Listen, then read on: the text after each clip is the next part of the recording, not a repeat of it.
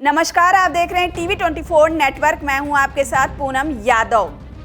SIR यानी चुनाव आयोग के वोटर लिस्ट रिवीजन को लेकर बिहार की सियासत लगातार गर्म होती जा रही है।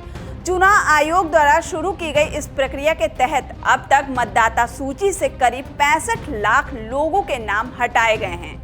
इस प्रक्रिया ने विपक्षी महागठबंधन को एकजुट कर दिया है। अब इस मुद्दे पर राहुल गांधी और तेजस्वी यादव की अगुवाई में 17 अगस्त से रोहतास से शुरू होने वाली वोट अधिकार यात्रा और बिहार बंद जैसे कदम महागठबंधन की रणनीति बनाई गई है। लेकिन ये सवाल उठता है कि बिहार चुनाव में SIR का मुद्दा महागठबंधन को फायदा पहुंचाएगा या फिर राहुल गांधी और तेजस्वी यादव को झटका देगा। आपको बताते चले कि चुनाव आयोग ने SIR को मतदाता सूची को शुद्ध करने के लिए काम करना शुरू कर दिया है, जिसमें मरे हुए लोग राज्य से बाहर गए और डुप्लीकेट मतदाताओं के नाम हटाए गए हैं।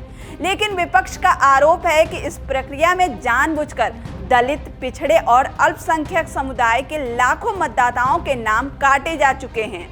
वहीं तेजस्वी यादव ने एक खास वर्ग के 35 लाख नाम हटाए जाने का दावा किया है, जबकि राहुल गांधी ने इसे संविधान और लोकतंत्र पर हमला बताया है। वहीं विपक्ष का कहना है कि ये प्रक्रिया बीजेपी और JDU की मिलीभगत से उनके वोट बैंक को कमजोर करने की कोशिश है। वहीं राजनीति सूत्र बताते हैं कि जाति समीकरण का तड़का से राजनीति करने वाले RJD को मतदाता विशेष पुनरीक्षण प्रक्रिया से सबसे ज्यादा नुकसान सता रहा है। बिहार की राजनीति में जाति गणना और आरक्षण बड़ी भूमिका निभाते हैं। वहीं RJD इसका पूरा श्रेय लेने की कोशिश कर रही है। वहीं राहुल गांधी नए सर्व जाति राजनीतिक ब्लॉक की रूपरेखा तैयार कर रहे हैं, जिसमें दलित, OBC, EBC शामिल हैं। SIR पॉलिटिक्स बिहार की राजनीति में सिर्फ चुनाव मुद्दा नहीं है, बल्कि एक राजनीतिक रणनीति और सामाजिक समीकरण बन चुकी है। महागठबंधन इस मुद्दे को लोकतंत्र और सामाजिक न्याय की लड़ाई के रूप में पेश कर रहा है। राहुल गांधी और तेजस्वी यादव इसे राजनीतिक लाभ में बदलने की तैयारी कर रहे हैं। वहीं नेता प्रतिपक्ष तेजस्वी यादव ने आज एक बार फिर कहा है कि वे बिहार विधानसभा चुनाव का बहिष्कार कर सकते हैं। उन्होंने कहा कि 17 तारीख से वे राहुल गांधी के साथ वोट अधिकार यात्रा में शामिल होंगे। इस दौरान लोगों से मिलकर इस मुद्दे पर चर्चा करेंगे। यात्रा के बाद वे और उनकी पार्टी इस पर गंभीरता से विचार करेंगे कि विधानसभा चुनाव में हिस्सा लेना है या फिर नहीं। तेजस्वी यादव ने आगे कहा कि जब चुनाव आयोग पहले से ही सब कुछ तय कर चुका है तो इस पर भी गौर किया जा सकता है कि हम चुनाव में हिस्सा ना लें। उन्होंने आरोप लगाया कि बीजेपी के इशारे से चुनाव आयोग वोट की डकैती कर रहा है और मतदाता सूची में बड़े पैमाने पर गड़बड़ियां भी कर रहा है।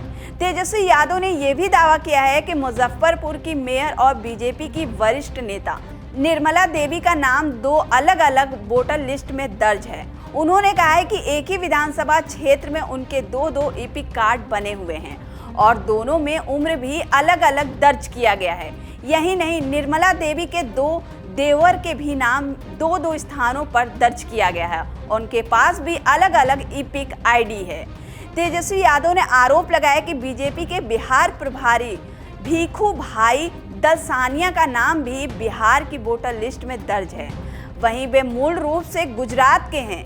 वहीं आखिरी बार उन्होंने गुजरात में वोट दिया, वहां से नाम कटवाया और अब बिहार में वोट देंगे। संभव है कि चुनाव के बाद यहां से भी नाम कटवा कर फिर गुजरात में वोट देंगे।